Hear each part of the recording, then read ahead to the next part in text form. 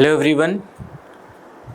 Chhattisgarh PSC mains मुख्य परीक्षा की जो एग्ज़ाम्स इस साल हुई है उसके मॉडल आंसर डिस्कशन सीरीज में आज मैं लेकर के आया हूँ लोक प्रशासन टॉपिक पर जो क्वेश्चंस आए हुए उसका मॉडल आंसर।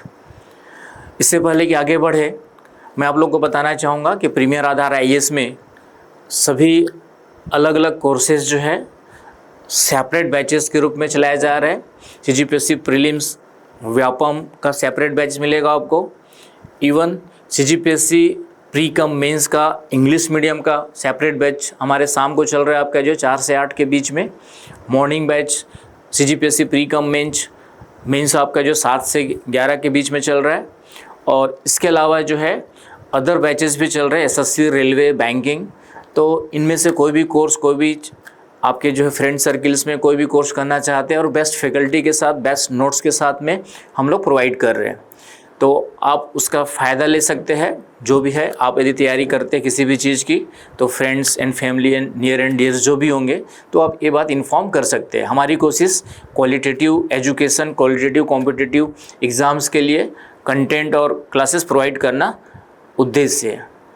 तो उम्मीद करता हूँ आप लोग इसका ध्यान रखेंगे। तो चलिए स्टार्ट करते हैं आज हम लोग लोक प्रशासन टॉपिक। तो लोक प्रशासन में पहला क्वेश्चन आपके सामने है फ्रेडरिक्स है वैसे आपके जो है। तो फ्रेडरिक्स ने लोक प्रशासन के तुलनात्मक अध्ययन में किन 3 प्रवृत्तियों का उल्लेख किया था। तो आप तुलनात्मक लोक प्रशासन पढ़ते हैं तो सबसे पहला नाम या सबसे इम्पोर्टेंट नाम आता है फ्रेडरिक्स का, आता है आपके जो है। तो उन्होंने तुलनात्मक लोक प्रशासन की उत्पत्ति क्यों हुई? क्योंकि किसी भी चीज़ में सुधार करना हो तो हमें तुलना करना ज़रूरी होता है। तो अलग अलग देशों के प्रशासन के लिए अलग अलग आपके जो है कुछ प्रशासनिक पद्धतियाँ चल रही थी। विकसित देशों की अलग थी, विकासशील देशों की अलग थी। तो उनकी तुलना करके ही हमको बेस्ट और उससे अच्छा डेवलप करना चाहे तो तुलना करना ज़रूरी होता है। तो पबेड में भी लोक प्रशासन सब्जेक्ट के विकास के दौरान तुलनात्मक लोक प्रशासन एक अलग आपके जो है पार्ट्स बन करके सामने आया था। उनमें फ्रेडरिक्स का नाम इम्पोर्टेंट आता है। तो उन्होंने 3 मूल प्रवृत्तियाँ जो बताई थी उसमें सबसे पहला है आपके जो है, इंग्लिश वर्ड ज़्यादा बेटर है इसके लिए, हिंदी वर्ड्स उसके लिए अलग अलग यूज हो सकते हैं। नॉर्मेटिव टू एम्पिरिकल है ना, इसको नॉर्मेटिव टू एम्पिरिकल भी लिख सकते हो है ना। इसके हिंदी वर्ड्स अलग अलग होते हैं। यहाँ पे नैतिकात्मक लिखा हुआ है, ठीक है। मानकीकृत भी होता है नॉर्मेटिव का जो है आपका। तो हिंदी वर्ड्स कुछ अलग हो सकते हैं। तो यदि कुछ ऐसे वर्ड्स में प्रॉब्लम रहती है तो अब इसको ही नॉर्मेटिव से एम्पिरिकल, अनुभवात्मक है ना, अनुभवात्मक भी कहते हैं, की ओर है ना। पहला ट्रेंड उसने बताया नॉर्मेटिव से अनुभवात्मक की ओर। इसका मतलब क्या होता है कि पहले जो लोक प्रशासन था मुख्य रूप से आदर्शवादी बातें करता था। आदर्शवादी बातें का मतलब चाहिए में बात करता था कि प्रशासनिक अधिकारी को ऐसा होना चाहिए, हमारा प्रशासन ऐसा होना चाहिए। तो इस बात को फ्रेडरिक्स ने कहा कि ऐसे काम नहीं चलेगा, हमें जो है चाहिए से कन्वर्ट होकर के वास्तव में कैसे कार्य करता है और कैसे और उसमें अच्छे से सुधार ला करके उसको प्रैक्टिकल व्यवहारिक बनाया जा सकता है, इस पर फोकस करने की ज़रूरत है। तो उसी को कहा गया नॉर्मेटिव टू एम्पिरिकल ट्रेंड कहा गया। तो ये चीज़ यहाँ पे लिखी हुई है, देख सकते हैं आप लोग। तो प्रारंभिक लोक प्रशासन अध्ययन आदर्शवादी और नैतिकात्मक था, आपके जो है नॉर्मेटिव था। यह बताया जाता था कि प्रशासन कैसा होना चाहिए, इस पर फोकस था। तो रिक्स ने कहा कि अब इसको जो है एम्पिरिकल, अनुभवात्मक करने की ज़रूरत है ना। इसके लिए अच्छा वर्ड है आपका अनुभवात्मक करने की ज़रूरत है। यानी यह देखा जाने लगा कि प्रशासन वास्तव में कैसे कार्य करता है, उस पर फोकस करने की ज़रूरत है। इसी को हम लोग कहते हैं नॉर्मेटिव टू एम्पिरिकल, राइट। उदाहरण जैसे किसी देश में प्रशासनिक व्यवस्था कैसे चलती है, बजाय इसके कि उसे कैसा चलना चाहिए, इस पर अध्ययन, इसके अध्ययन पर क्या करने की ज़रूरत है, फोकस करने की ज़रूरत है, ताकि हम उसकी कमियों को और उसमें सुधार कैसे किया जा सकता है इन सब बातों पे फोकस कर सके, इस उद्देश्य से। दूसरा पॉइंट है आपके जो है, फिर से इसका इंग्लिश वर्ड ज़्यादा बेटर है, हिंदी में चीज़ें थोड़ा सा उतनी क्लियर नहीं है। इंग्लिश में ही आपको याद रखना है, idiographic to nomothetic trend. Idiographic में क्या होता है, पहले विशिष्ट मामलों तक सीमित रहते थे, जैसे किसी एक देश या प्रशासनिक प्रणाली का विस्तृत वर्णन करना। इडियोग्राफिक का मतलब होता है किसी पर्टिकुलर स्पेसिफिक कॉन्टेक्स्ट में ही हम लोग अध्ययन करते थे, है ना। किसी देश, जैसे भारत की प्रशासनिक प्रणाली का अध्ययन करेंगे तो ये स्पेसिफिक हो जाएगा, राइट। तो उसको उन्होंने कहा कि यह प्रवृत्ति को चेंज करके हमें क्या करने की ज़रूरत है, नोमोथेटिक करने की ज़रूरत है। क्या करने की ज़रूरत है, नोमोथेटिक करने की ज़रूरत है। ऐसे सिद्धांत विकसित किए जाए जो एक से अधिक देशों में लागू हो सके और तुलना करके फिर हम सामान्य सिद्धांतों का निर्माण कर सके। तो एक कुछ ऐसे थ्योरीज भी पबेड में लागू करने की या बनाने की ज़रूरत है जो एक से अधिक देशों में यूनिवर्सली सेम तरीके से क्या कर सके, हम लोग लागू कर सके। तो इस कंटेक्स्ट में इन्होंने आइडियोग्राफिक टू नोमोथेटिक ट्रेंड की ओर बढ़ने की प्रवृत्ति का जिक्र किया कि जो लोक प्रशासन उस समय, जब तुलनात्मक लोक प्रशासन का उदय हो रहा था, उस समय आइडियोग्राफिक पर फोकस था। उसको कहा कि हमें ऐसे में काम नहीं चलेगा, हमें नोमोथेटिक की ओर बढ़ना चाहिए, कुछ ऐसे यूनिवर्सल सिद्धांत बनाने चाहिए जो लगभग अधिकांश देशों में क्या हो सके, प्रशासनिक प्रणाली में लागू किया जा सके। तो उसको उन्होंने नोमोथेटिक कहा। तो ये आपका लिखा हुआ है, पहले अध्ययन विशिष्ट मामलों तक सीमित रहते थे, किसी एक देश या प्रशासनिक प्रणाली का विस्तृत वर्णन होता था। अब प्रवृत्ति है ऐसे सिद्धांत विकसित किए जाए जो अनेक देशों पर लागू हो सके, तुलनात्मक अध्ययन के माध्यम से सामान्य सिद्धांतों का निर्माण किया जा सके, उस पर फोकस करने पे बल दिया। आगे बस समझ में। और तीसरा ट्रेंड है आपके जो सबसे ज़्यादा इम्पोर्टेंट माना जाता है फ्रेडरिक रिक्स का जो है, वह है आपका non ecological to ecological trend. Non ecological to ecological का मतलब ये है कि पहले, है ना, इकोलॉजिकल का मतलब होता है कि हम अंतर संबंधों, इंटरलिंक्ड जो चीज़ें होती है उसको ध्यान दें। जैसे एनवायरनमेंट का अध्ययन हम लोग इकोसिस्टम के रूप में करते हैं, तो उसी प्रकार फ्रेडरिक रिक्स ने कहा कि किसी भी प्रशासन का जो अध्ययन है उसको सेपरेटली न करके उसको साथ जितनी भी चीज़ें, वहाँ की इकोनॉमिक कंडीशंस, वहाँ के सोशल कंडीशंस, वहाँ के कल्चरल कंडीशंस, इन सबको ध्यान में रखते हुए उनके साथ इंटरलिंक करते हुए इकोलॉजिकल एस्पेक्ट में किया जाए, तो ज़्यादा जो निकल करके चीज़ें आएंगी, निष्कर्ष निकल करके आएगा, जो प्रशासनिक पद्धतियाँ निकल करके आएंगी, ज़्यादा क्या होंगी आपकी, यूजफुल होंगी, ज़्यादा प्रैक्टिकल होंगी, ज़्यादा प्रैग्मेटिक होंगी। इस कंटेक्स्ट में उन्होंने जो है ये non ecological to ecological trend की ओर जिक्र किया। तो इसी को यहाँ पे लिखा होगा कि प्रारंभिक अध्ययनों में उसके सामाजिक, सांस्कृतिक, आर्थिक, राजनीतिक परिवेश को अलग करके देखा जाता था। तो ऐसे उन्होंने कहा ऐसा नहीं है, इनको साथ में इकोसिस्टम के संदर्भ में देख करके, इकोसिस्टम के रूप में ले करके प्रशासन का उनके साथ संबंध स्थापित करके अध्ययन किया जाए, ताकि क्योंकि इनका सीधा प्रभाव वहाँ के प्रशासन प्रणाली पर पड़ता ही पड़ता है और उससे प्रभावित भी होता है और उसको प्रभावित भी करता है। तो इसलिए उससे संबंधित जितनी भी एस्पेक्ट है उसको भी ले करके अध्ययन करने की ज़रूरत है, उसको समझने की ज़रूरत है। तो इस तरीके से 3 ट्रेंड उन्होंने जो है फ्रेडरिक रिक्स ने जो है तुलनात्मक लोक प्रशासन में जिक्र किया हुआ है, तो उन्हीं के बारे में पूछा है। नेक्स्ट है विकास प्रशासन को स्पष्ट कीजिए। नेक्स्ट क्वेश्चन हमारा है विकास प्रशासन को। तो विकास प्रशासन फिर से विकासशील देशों के संदर्भ में यह शब्द आया आपका। जो है पहले क्या था कि जो विकसित देशों में प्रशासनिक पद्धतियाँ, प्रशासनिक प्रणालियाँ चलती थी, उन्हीं को एज इट इज़ विकासशील देशों में भी लागू कर दिया जाता था। तो बाद में जो लोक प्रशासनिक चिंतकों ने कहा कि चीज़ें जो है थोड़ा सा डिफरेंट है। विकसित देशों की जो भौगोलिक परिस्थितियाँ हैं, जोग्राफिकल कंडीशंस हैं, सोशियो कल्चरल कंडीशंस है, ठीक है, वहाँ की जो हिस्टोरिकल बैकग्राउंड से सब डिफरेंट है। एज इट इज़ वहाँ की चीज़ें जो वहाँ पे सक्सेसफुल है वह as it is successful developing countries में भी हो जाए ज़रूरी नहीं है। इसलिए विकास प्रशासन की उत्पत्ति हुई। विकास प्रशासन का मतलब विकासशील देशों के संदर्भ में वहाँ के विकास को बढ़ावा देने के लिए प्रशासनिक व्यवस्था में क्या परिवर्तन की ज़रूरत है जो कि विकसित देशों से चली आ रही है, तो उस कंटेक्स्ट में विकास प्रशासन आया था। तो 30 वर्ड्स में आपको देखना है। तो विकासशील देशों में यह प्रशासनिक प्रणाली विकासशील देशों में आर्थिक वृद्धि, सामाजिक न्याय, आधुनिकता की ओर संक्रमण को बढ़ावा देने के लिए प्रयुक्त होती है। फ्रेडरिक रिक्स के अनुसार विकास प्रशासन 2 आयामों में कार्य करता है। पहला डेवलपमेंट ऑफ एडमिनिस्ट्रेशन एंड दूसरा एडमिनिस्ट्रेशन फॉर डेवलपमेंट, मतलब कि जो भी प्रशासनिक ढांचा, प्रशासनिक संस्थाएं उस समय कार्यरत है, चलते रही है, उनमें सुधार की ज़रूरत है, उनमें उनकी क्षमताओं में वृद्धि की ज़रूरत है। तो इसको हम लोग कहेंगे डेवलपमेंट ऑफ एडमिनिस्ट्रेशन, प्रशासनिक ढांचे, संस्थाओं और अधिकारियों की क्षमता को विकसित करना। और एडमिनिस्ट्रेशन फॉर डेवलपमेंट का मतलब क्या है, यानी प्रशासन को विकास के लक्ष्यों को प्राप्त करने के लिए प्रयोग करना। तो ये आपका जो है मुख्य रूप से ये फ्रेडरिक रिक्स ने या विकास प्रशासन में देखेंगे तो ये दो मुख्य एस्पेक्ट्स आते हैं, development of administration and administration for development. इन्हीं पर पूरा विकास प्रशासन खड़ा है। कुछ विशेषताएं लिखा हुआ है। तो उद्देश्य इसका क्या है, आपके जो है विकास प्रशासन का उद्देश्य विकास और परिवर्तन को लक्ष्य है ना, गोल ओरिएंटेड बनाना। लक्ष्य बनाता है का मतलब गोल ओरिएंटेड करना, टारगेट ओरिएंटेड करना। फ्लेक्सिबिलिटी होनी चाहिए, समय और स्थिति के अनुसार चेंज करने के निर्णय लेने के लिए वो फ्लेक्सिबिलिटी होनी चाहिए। पब्लिक सेंटर्ड होना चाहिए, पब्लिक पार्टिसिपेशन और पब्लिक ओरिएंटेड होना चाहिए। जन केंद्रिता होना चाहिए, उनकी आवश्यकताओं पर केंद्रित होना चाहिए। उच्च गतिशीलता, जल्दी निर्णय लिया जाए, तुरंत कोई चेंजेस की रिक्वायरमेंट है तुरंत चेंज किया जाए, इन सब बातों पे जोर देने की ज़रूरत है। मल्टी डायमेंशनल अप्रोच, बहुआयामी दृष्टिकोण होना चाहिए, केवल आर्थिक नहीं बल्कि सामाजिक मानवीय विकास पर भी ध्यान देने की ज़रूरत है।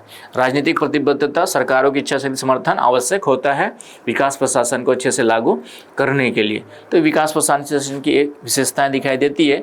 30 वर्ड्स है, कॉन्सेप्ट ये है, इसी कॉन्सेप्ट के बेस पे आपको 30 वर्ड्स लिखना है। इनमें से 1-2 पॉइंट, जब पूरे पॉइंट्स लिख देंगे तो पूरे मार्क्स आ जाएंगे। 1-2 पॉइंट छूटते भी है तो कोई बात नहीं। 30 वर्ड्स में आपके 2 नंबर वाले क्वेश्चंस में, तो ये ध्यान में रखना है।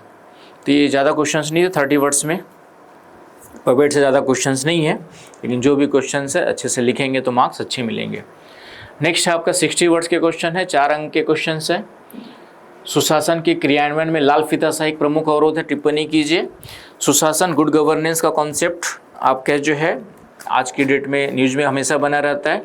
गुड गवर्नेंस का कॉन्सेप्ट जो है उसका उद्देश्य क्या है, आपका जो है जो वर्तमान हमारी प्रशासनिक क्षमता है, प्रशासन है, उसको अच्छे से बेहतर और बनाना, ताकि लोगों को जो उसका वास्तव में कल्याणकारी राज्य की संकल्पना को हासिल कर सके, हम लोग जो वेलफेयर स्टेट के कॉन्सेप्ट को हासिल कर सके, उसके कंटेक्स्ट में जो है गुड गवर्नेंस का कॉन्सेप्ट आया हुआ है। वर्ल्ड बैंक ने इसके 8 मेन फीचर्स बताए थे, ठीक है, उन्हीं में से कुछ पॉइंट्स ये सब आपके दिए हुए। तो गुड गवर्नेंस के 8 फीचर्स यदि आपको याद होंगे वर्ल्ड बैंक के, ठीक है, जिसमें आपका transparency, public participation, public oriented, आपका जो है उसमें एक आपका है रूल ऑफ लॉ, ठीक है, ये सब चीज़ें, अकाउंटेबिलिटी। तो ये 8 पॉइंट्स उन्होंने बताए थे वर्ल्ड बैंक। तो सुशासन में 8 पॉइंट्स भी लिख देंगे तो काम हो जाएगा। दूसरा पूछा है कि लाल फीताशाही एक प्रमुख अवरोध किए हुए। तो लाल फीताशाही का मतलब आप लोग जानते होंगे कि जो काम में देरी होती है कई कारणों से, है ना, निर्णय लेने में देरी किया जाता है गवर्नमेंट सर्वेंट्स के द्वारा, गवर्नमेंट सरकारी कर्मचारियों के द्वारा, उसको कहा जाता है रेड टेपिज्म। लाल फीताशाही कहा जाता है क्योंकि लाल टेप से फाइल बंदी होती है, वो खुलती तभी है जब कुछ आपके जो है सपोर्ट या रिश्वत के रूप में, करप्शन के रूप में कुछ न कुछ आगे बढ़ाया जाता है। तो जब तक, इसीलिए उसको रेड टेपिज्म कहा गया। तो लाल फीताशाही, काम में देरी, निर्णय में देरी, इन सब के लिए वर्ड यूज किया जाता है। तो ये सुशासन के लिए अवरोध किए हुए। डेफिनेटली सुशासन की सभी चीज़ें तभी अच्छे से हासिल हो सकती है जब काम तीव्रता से हो। काम में देरी होगी तो डेफिनेटली इन सब चीज़ों को लागू करने में कहीं ना कहीं हमें क्या होगा, फिर से बाधाएं उत्पन्न होंगी और इस तरीके सुशासन का जो लक्ष्य है वो हमें हासिल नहीं हो पाएगा। तो सबसे पहले यहाँ पे क्वेश्चंस में सुशासन को डिफाइन करना है। तो सुशासन का मतलब है एक ऐसी प्रशासनिक व्यवस्था जो जनहितकारी, पारदर्शी, उत्तरदायी, भागीदारी आधारित और इफेक्टिव हो, प्रभावी हो। लेकिन इस आदर्श की राह में लाल फीताशाही गंभीर बाधा के रूप में सामने आती है, क्योंकि लाल फीताशाही होने के पीछे एक कारण क्या है, ज़रूरत से ज़्यादा नियम कानून, नियम प्रक्रियाएं, ये सब जो है कहीं ना कहीं आपके जो है काम में देरी को बढ़ावा देती है। तो एक नकारात्मक प्रशासनिक प्रवृत्ति है जिसमें निर्णय लेने में अत्यधिक देरी, अनावश्यक दस्तावेजीकरण, कठोर औपचारिकता और न्यून लचीलापन उपलब्ध होता है। इसके कारण प्रशासनिक निर्णय धीमे, अप्रभावी और जटिल हो जाते हैं। तो ये आपको ध्यान में देना है। सुशासन में लाल फीताशाही कैसे बाधा बनती है, ये कुछ पॉइंट्स मैंने बताए हुए। पारदर्शिता, सुशासन का एक प्रमुख लक्ष्य है ट्रांसपेरेंसी, पारदर्शिता। बिना आपके जो है शीघ्रता से निर्णय के, ट्रांसपेरेंट निर्णय के प्राप्त नहीं किया जा सकता है। तो प्रक्रियाओं की जटिलता और अस्पष्टता से भ्रष्टाचार को क्या मिलता है, प्रभाव बढ़ावा मिलता है। लाल फीताशाही में नियम प्रक्रियाएं बहुत ज़्यादा होंगी तो काम में देरी होती है, उसके कारण से ट्रांसपेरेंसी संभव नहीं हो पाएगी। अकाउंटेबिलिटी, उत्तरदायित्व या जवाबदेहिता, निर्णयों की देरी से अधिकारियों की जवाबदेही क्या होती है, कमज़ोर पड़ती है। पब्लिक पार्टिसिपेशन, आम जनता का प्रशासन में भरोसा घटता है। शिकायत निवारण प्रणाली क्या होती है, कमज़ोर होती है। कार्यक्षमता, योजनाओं का समय पर क्रियान्वयन नहीं हो पाता है, संसाधनों की बर्बादी होती है। नवाचार, कठोर नियम और पुराने ढर्रे के कारण नवीन सोच को जगह नहीं मिलती है। तो इस तरीके से लाल फीताशाही इन सब चीज़ों को अच्छे से इम्प्लीमेंट करने के लिए कहीं ना कहीं बाधा उत्पन्न करता है और सुशासन का जो लक्ष्य है उनको हम हासिल नहीं कर पाते हैं। तो इसी कॉन्टेक्स्ट में ये क्वेश्चन था कि सुशासन के क्रियान्वयन में लाल फीताशाही एक प्रमुख अवरोध, मेजर या मेन आपका जो बैरियर किस तरीके से है। तो आंसर समझ में आ गया होगा क्या लिखना है। उदाहरण है आपका मनरेगा में मजदूरी भुगतान की प्रक्रियाओं में देरी, स्टार्टअप इंडिया में अनुमति प्राप्त करने की लंबी प्रक्रिया, कोविड-19 के दौरान भी हमने जो है राहत वितरण में फॉर्मेलिटी के कारण लाभार्थियों को समय पर सहायता नहीं मिल पाई। तो ये सब सुशासन के चीज़ों को लागू करने में कहीं ना कहीं अवरोध लाल फीताशाही जो उत्पन्न करती है। तो कॉन्सेप्ट क्लियर होगा तो आप आराम से इसका आंसर समझ गए होंगे। इन्हीं चीज़ों को आपको उठा करके चीज़ों को लिखना है। तो ये था आपका 60 वर्ड्स का क्वेश्चन। फिर 100 वर्ड्स का क्वेश्चन है आपका राज्य बनाम बाजार बहस। तो राज्य बनाम बाजार का मतलब है कि जो वर्तमान जो अर्थव्यवस्था है उस पर कंट्रोल राज्य का हो या बाजार का हो। इस कॉन्टेक्स्ट में जो डिबेट 90s के दशक में चलता था उसको हम लोग राज्य बनाम बहस चलते हैं। कंक्लूजन ये है कि दोनों का बैलेंस होना चाहिए। राज्य अर्थव्यवस्था को, आर्थिक क्रियाओं को स्वतंत्र छोड़ दे, लेकिन जहाँ पर ज़रूरत है वहाँ पर कुछ कंट्रोल भी रखें। इसका कंक्लूजन ये होता है। तो राज्य बनाम बाजार बहस क्या है, यदि आप लोगों ने पढ़ा होगा तो कॉन्सेप्ट एकदम क्लियर होगा और बहुत ही इजी क्वेश्चंस के रूप में लेके चलोगे इसको। नहीं पढ़ा होगा तो फिर भारी शब्द लग रहे होंगे। तो राज्य बनाम बाजार बहस एक महत्वपूर्ण विमर्श है जो इस बात पर केंद्रित है कि विकास, सेवा प्रदाय, नीति निर्माण, संसाधन वितरण में राज्य की भूमिका प्रमुख होनी चाहिए या बाजार या निजी क्षेत्र की भूमिका प्रमुख होनी चाहिए। मतलब विकास के लिए, है ना, सर्विस प्रोवाइडर, सेवा प्रदायगी का मतलब है सर्विस प्रोवाइडर के रूप में। पहले क्या था, भारत में भी देखें तो 1991 से पहले जब हमारे पास न्यू इकोनॉमिक रिफॉर्म्स नहीं आए थे तो सभी चीज़ें सरकार ही करके देती थी, है ना। मोस्ट ऑफ दी बिजली पानी से लेकर के इंफ्रास्ट्रक्चर डेवलपमेंट से लेकर हर काम कौन करती थी, सरकार करती थी। 1991 में जब रिफॉर्म्स किया गया तो एलपीजी आया। एलपीजी के कारण से फिर कई सारी चीज़ें हमने निजी क्षेत्र को सौंपी।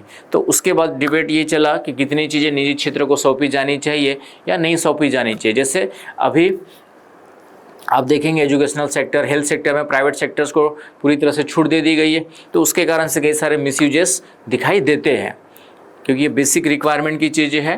प्राइवेट सेक्टर्स हमेशा लाभ के लिए काम करता है, तो क्या इन सेक्टर्स को पूरी तरह से ओपन कर दिया जाए। रेलवे है अभी तक हमारे पास पूरी तरह ओपन नहीं हुआ है प्राइवेट सेक्टर्स के लिए, तो ऐसी क्षेत्र को अभी भी हमने सरकार के अंतर्गत रखा हुआ है। तो यही कि राज्य को कितना अधिकार दिया जाए और बाजार को कितना अधिकार दिया जाए, इस कंटेक्स्ट में जो विवाद रहा है, बहस होती रही है, उसे हम लोग कहते हैं राज्य बनाम आपका बाजार बहस कहते हैं। कॉन्सेप्ट क्लियर है। इस बहस का तात्पर्य क्या है, यह बहस यह निर्धारित करने का प्रयास करती है कि आर्थिक और सामाजिक विकास की जिम्मेदारी मुख्य रूप से सरकार की होनी चाहिए या बाजार तंत्र के भरोसे छोड़ दिया जाए। तो मैंने फिर से कहा कंक्लूजन आपका ये होगा, दोनों का बैलेंस। हम लोग वेलफेयर स्टेट्स है, तो कई मामलों में क्योंकि निजी क्षेत्र की अपनी फ़ायदे क्या है कि कंपटीशन के कारण से गुणात्मक और मात्रात्मक सुधार होता है, लेकिन उसकी कुछ कमियां भी है। तो वहाँ पर क्योंकि वो हमेशा लाभ के लिए काम करता है, वंचित वर्गों और सामाजिक रूप से पिछड़े वर्गों के लिए उनकी कोई बहुत ज़्यादा जिम्मेदारी नहीं होती है। तो उस क्षेत्र में किसको कार्य करने की ज़रूरत है, सरकार को काम करने की ज़रूरत है। जो आपका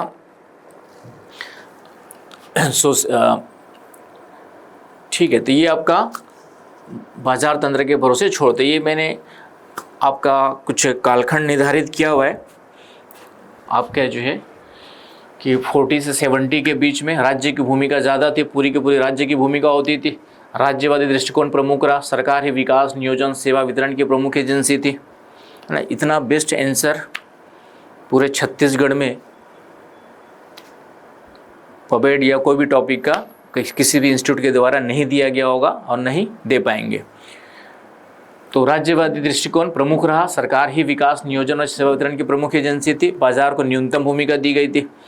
थोड़ा सा 1980s के बाद नई उदारवादी या 1970s के बाद लिख सकते हो, नई उदारवादी विचारधारा आई, न्यू लिबरलिज्म का प्रभाव बढ़ा, सरकार की भूमिका घटाने की कोशिश हुई, निजीकरण, एलपीजी को बढ़ावा दिया गया, निजीकरण, उदारीकरण, वैश्वीकरण के कदमों की बाजार की भूमिका बढ़ी है आपकी। मुख्य तर्क राज्य बनाम बाजार में क्या है, राज्य का पक्ष क्या है, राज्य समाज के सभी वर्गों के कल्याण के लिए काम करता है, गरीब पिछड़े वर्गों के लिए काम करता है, जबकि बाजार सिर्फ प्रतिस्पर्धा पर आधारित होता है और अपने लाभ के लिए ही काम करता है, जिससे अमीरों को फ़ायदा होता है और सामाजिक असमानता है, पूंजीपतियों को फ़ायदा होता है, सामाजिक असमानता बढ़ सकती है। नियम और नियंत्रण, राज्य कानून नियमों के माध्यम संसाधनों के उपयोग को नियंत्रित करता है, बाजार स्वनियमन की बात करता है, सेल्फ कंट्रोल या सेल्फ रेगुलेशन की बात करता है, अनैतिक व्यवहार हो सकते हैं जिसके कारण से कुछ अनएथिकल चीज़ें हो जाती है अपने फायदे के लिए। लोक कल्याण की जिम्मेदारी, इन सब सार्वजनिक सेवाओं के प्रोवाइड करने की जिम्मेदारी किसकी होती है, सरकार की होती है। तो राज्य इन भूमिकाओं को ज़्यादा बेटर तरीके से निभा सकता है, लेकिन राज्य की अपनी सीमाएं होती है, तो निजीकरण उसको अच्छे से प्रोवाइड तो करता है लेकिन महंगी हो जाती है और आम जनता की पहुंच से बाहर हो सकती है। तो दोनों के अपने प्लस, तो इसका रास्ता यही है, मध्यम मार्ग, इन सेवाओं को निजीकरण को दिया जाए लेकिन एक पूरा का पूरा रेगुलेशन किसके अंतर्गत होना चाहिए। जैसे आज की डेट में आपका जो कम्युनिकेशन है, जो आप लोग मोबाइल यूज करते हैं, सिम यूज करते हैं, अधिकांशतः एयरटेल हो, चाहे आपका वीओ हो या फिर आपका और क्या चल रहा है जियो हो, ये सब आपके जो है प्राइवेट सेक्टर्स में है, लेकिन सरकार बहुत ज़्यादा इनके द्वारा रेट न बढ़ाया जाए इस पर क्या करती है, रेगुलेशन करती है। ट्राई संस्था जो इस पर क्या करती है, रेगुलेट करती है। उसी प्रकार बीमा कंपनियों को रेगुलेट करने के लिए हमारे पास अलग से संस्थाएं हैं। तो कहने का मतलब ये है, इन दोनों के बीच में बैलेंस होना चाहिए। प्रभावशीलता और दक्षता की बात करें तो डेफिनेटली प्राइवेट सेक्टर ज़्यादा प्रभावशील और दक्ष होता है। यहाँ पर नौकरशाही धीमी लाल फीताशाही से ग्रस्त है, ये इसकी कमी है राज्य की, जबकि ये इसका क्या होता है, स्ट्रॉन्ग पक्ष है। बाजार तेज नवाचार उन्मुख होता है, सेवाएं प्रभावी ढंग से दी जा सकती है। पारदर्शिता, जवाबदेही जनता के प्रति होती है, किसकी, सरकार की, तो डेफिनेटली सरकार को जवाब देना होता है। इसकी जो सिर्फ लाभ कमाने पर केंद्रित होता है, जनता के प्रति कोई जवाबदेही नहीं होती है। तो दोनों के अपने कुछ प्लस माइनस से फ़ायदे हैं, ये डिबेट चलता है। कंक्लूजन, समकालीन दृष्टिकोण यही है, दोनों के बीच में समन्वय। मैंने कहा कि ये आपका चलता है पब्लिक प्राइवेट पार्टनरशिप, सड़कें बनाती है और उसमें भी आपका सड़क जो बनाए जाते हैं आजकल PPP के माध्यम से ही बनाए जाते हैं। राज्य नीति निर्माण निगरानी करता है और बाजार दक्षता और नवाचार लाने का काम करता है। तो दोनों के बीच बैलेंस ही ज़रूरी है ना। हमें ध्यान रखने की ज़रूरत है कि राज्य जनता को जो सेवाएं प्रदान करने की जिम्मेदारी वो पूरी अच्छी तरह से निभाए, बाजार पर अधिकांश चीज़ें छोड़ दे, लेकिन ये भी ध्यान रखें कि उसका फ़ायदा जो सभी वर्गों को मिले, न कि कुछ वर्ग विशेष को ही। तो इस तरीके से आप कंक्लूड कर सकते हैं। तो उम्मीद है ये क्वेश्चन भी आपका क्लियर हो गया होगा। नीति निर्देशक वाला नहीं लिखना है मुझे, ये वाला लिखना है, लोकपाल एवं लोकायुक्त अधिनियम 2013 के बारे में। तो लोकपाल और लोकायुक्त जो है ये भ्रष्टाचार को कंट्रोल करने के लिए उनकी शिकायतें करने के लिए सेंट्रल लेवल पे लोकपाल और स्टेट लेवल पे लोकायुक्त की बात या लोकायुक्त का क्या किया गया है, व्यवस्था की गई है। तो उसी कंटेक्स्ट में क्वेश्चन है। तो लोकपाल लोकायुक्त अधिनियम 2013 में आया था, आंदोलन वगैरह हुआ था आपका अन्ना हजारे का, उसके बाद लाया गया, लेकिन उतना मजबूत अभी तक नहीं है। लोकपाल लोकायुक्त की स्थापना के उद्देश्य और उसकी शक्तियों की विवेचना कीजिए। क्वेश्चन है आपका, इस अधिनियम के क्रियान्वयन के पश्चात भ्रष्टाचार की समस्या में कमी आई है या नहीं आई। क्वेश्चन ही रिपीट हो गया यहाँ पे। इंट्रोडक्टरी इसका क्या है, इंट्रोडक्शन में हम डाल सकते हैं कि भारत में प्रशासनिक पारदर्शिता और उत्तरदायित्व को सुनिश्चित करने के लिए भ्रष्टाचार विरोधी तंत्र को सख्त बनाने के लिए कौन सा अधिनियम लाया गया, लोकपाल लोकायुक्त अधिनियम 2013 पारित किया गया, जो स्वतंत्र और एक प्रभावी शिकायत निवारण तंत्र है। मैंने कहा ना, करप्शन को कंट्रोल करने के लिए एक लोकपाल और लोकायुक्त, ये जो आपका ऑम्बुड्समैन संस्था है, स्वीडन की, उस पर आधारित है। स्वीडन में उसको ऑम्बुड्समैन कहते हैं। तो ये उस पर बेस्ड है। अधिनियम का उद्देश्य क्या है? क्लियर कट लिखा हुआ है, उच्च पदों पर बैठे लोक सेवकों की भ्रष्टाचार के विरुद्ध जवाबदेही सुनिश्चित करना। जो बड़े अधिकारी, कर्मचारी, मंत्री करप्शन करेंगे उसकी शिकायत कहाँ पे करें? तो उसके लिए लोकपाल सेंट्रल लेवल पे और राज्य स्तर पे लोकायुक्त की व्यवस्था की गई है। जनता को शिकायत करने के लिए संस्थागत मंच प्रदान करना। अब किसी मंत्री की शिकायत करना चाहते तो कहाँ जाएंगे? हालांकि अभी भी नहीं जा पाते, लेकिन उसकी एक व्यवस्था लोकपाल लोकायुक्त के रूप में की गई है। लोक सेवकों के विरुद्ध निष्पक्ष जांच, अनुकरणीय दंड की व्यवस्था करनी हो तो फिर खुद IAS अधिकारी है, उसके खिलाफ कहीं कंप्लेंट करनी, कहाँ करेंगे? तो उसके लिए ये सब व्यवस्थाएं की गई है। प्रशासन में पारदर्शिता, दक्षता और उत्तरदायित्व को बढ़ाना उद्देश्य इसका रहा है। तो लोकपाल लोकायुक्त का उद्देश्य क्या रहा है, समझ में आ गया? क्वेश्चन को ध्यान से समझना है। पहले तो क्वेश्चन क्या लिखा हुआ है, उद्देश्य क्या है और उसकी शक्तियों की विवेचना करना, शक्ति बताना है, और फिर क्या क्रियान्वयन के पश्चात भ्रष्टाचार की समस्या में कुछ कमी आई है नहीं आई उसका विश्लेषण करना है। तो लोकपाल एक बहुसदस्यीय संस्था है, अपने आप में संस्था है। संस्था का मतलब है कि लोकपाल कोई एक व्यक्ति नहीं है, उसका पूरा का पूरा एक संगठन है, इंस्टीट्यूशन है।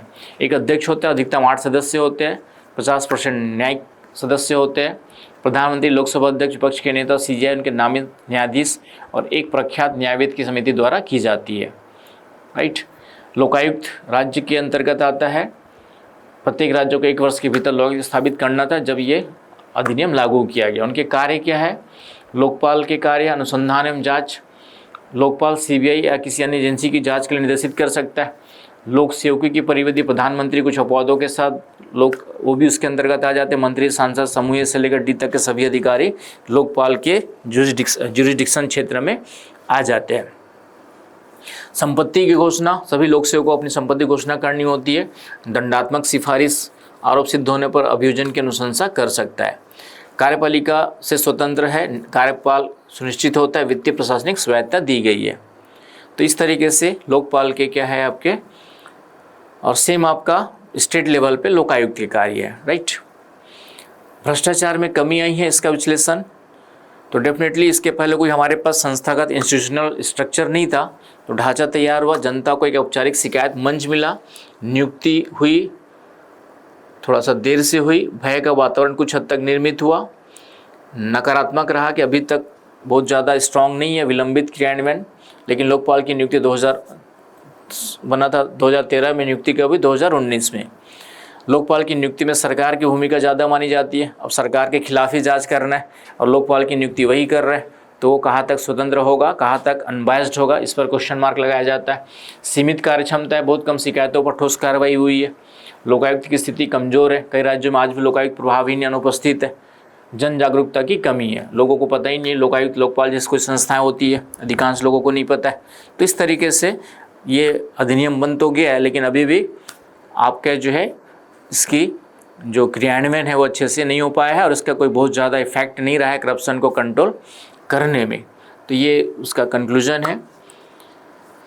तो सुदृढ़ लोक प्रशासन और भ्रष्टाचार मुक्त शासन की दिशा में उठाया गया कदम है, लेकिन क्रियान्वयन की धीमी गति, संस्थागत कमजोरी और राजनीतिक इच्छा शक्ति की कमी इनके प्रभाव को क्या करता है, सीमित करता है। अतः जब तक इसे सक्रिय, स्वतंत्र और प्रभावी रूप से कार्यशील नहीं बनाया जाएगा तब तक भ्रष्टाचार पर व्यापक प्रभाव नहीं पड़ेगा। केवल कानून बनाना पर्याप्त नहीं है, ईमानदारी और निष्पक्ष पालन ही वास्तविक परिवर्तन ला सकता है। तो ये आपका कंक्लूजन है। तो ये हमारी टीम है पूरी आपकी जो है, तो इन टीम के साथ में हम लोग ये सभी बैचेज नीचे व्यापम लेवल के, इसके अलावा हमारे यहाँ UPSC सेपरेट बैच जो है छत्तीसगढ़ में यदि कहीं पे चलता है, बिलासपुर में यदि कहीं पे चलता है तो प्रीमियर आधार IAS में ही है, ये ध्यान में रखना। प्रीमियर आधार इसमें UPSC का सेपरेट बैच चलाया जा रहा है। तो जो भी बच्चा, और इसकी मैं आपको जो सिक्योरिटी दे सकता हूँ कि UPSC में भी आपको जो क्लासेस और नोट्स और गाइडेंस प्रोवाइड किया जाएगा वो इंडिया के बेस्ट लेवल पर, जो दिल्ली फेमस है आपका जो है UPSC की तैयारी के लिए, उससे कम कहीं पर भी नहीं मिलेगा। उससे अच्छा ही मिलेगा, उससे कम नहीं मिलेगा। इसकी गारंटी या इसकी सिक्योरिटी मैं दे सकता हूँ। Thank you. डियर व्यूअर्स, अपने एग्जाम की तैयारी को और बेहतर करने के लिए हमारे चैनल को लाइक, शेयर और सब्सक्राइब करना न भूलें।